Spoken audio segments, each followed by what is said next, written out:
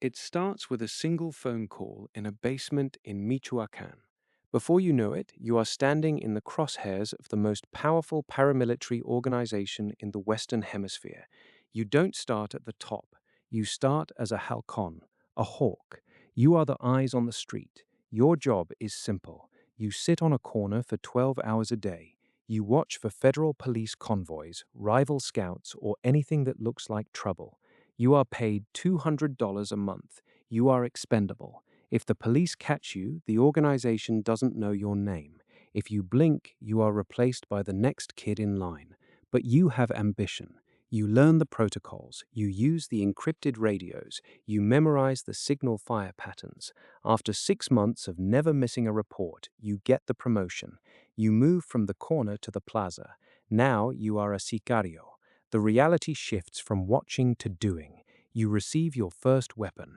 It is likely a decommissioned AR-15 with a taped magazine. You are issued a bulletproof vest that is expired and barely stops a handgun round.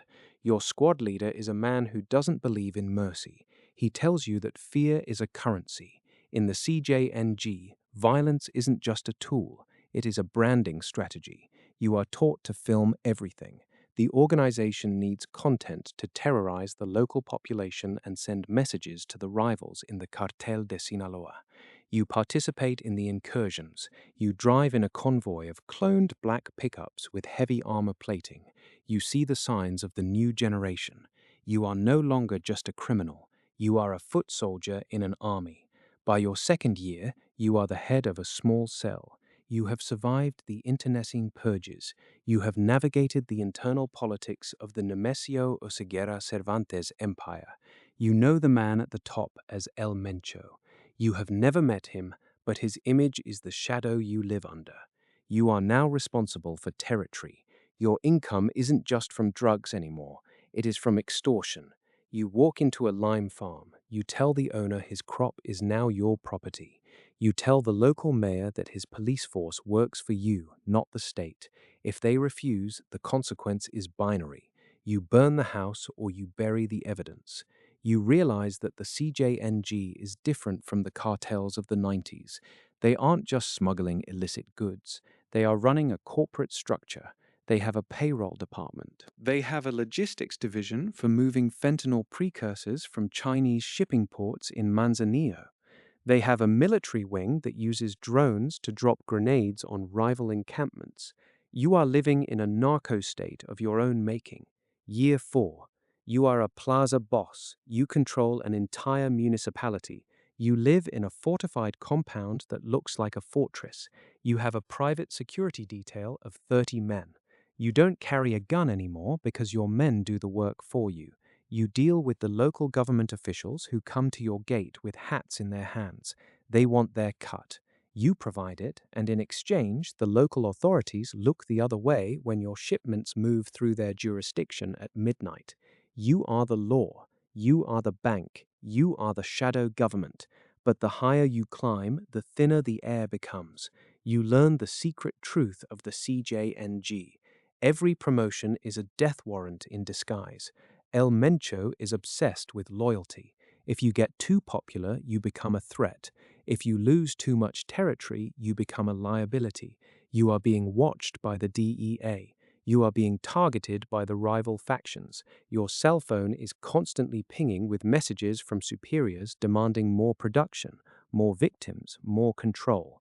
You check your bank account. You have millions in crypto wallets and offshore accounts. You have houses in 3 different states. You have the respect of the streets and the fear of the police. But you have no home. You cannot go to a public park. You cannot eat in a restaurant without 3 men watching the exits. You are a king in a cage made of gold bars and body armor. You start to notice the pattern. Your predecessor disappeared in 2021. The man before him was found in a shallow grave in 2019. The CJNG is a machine that consumes its own parts.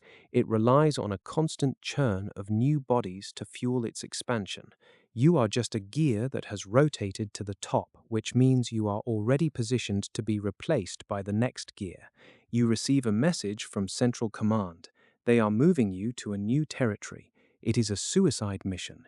It is a front line in the war against the Sinaloa cartel. You know what this means. They don't want you to succeed.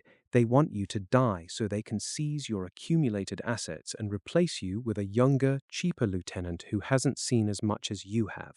You stand at the window of your compound, looking out over the city you control. You think about the kid on the corner you were 10 years ago. He was hungry.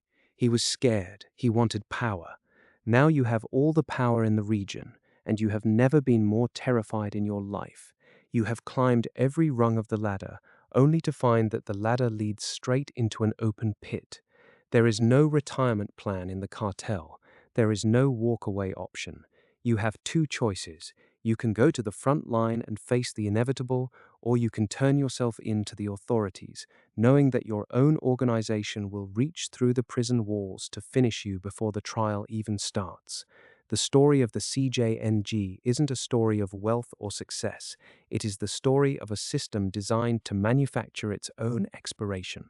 We look at the top of the pyramid and see a man who commands thousands, but looking down from the top, you realize there is nothing beneath you but a hollowed-out country and a trail of ghosts.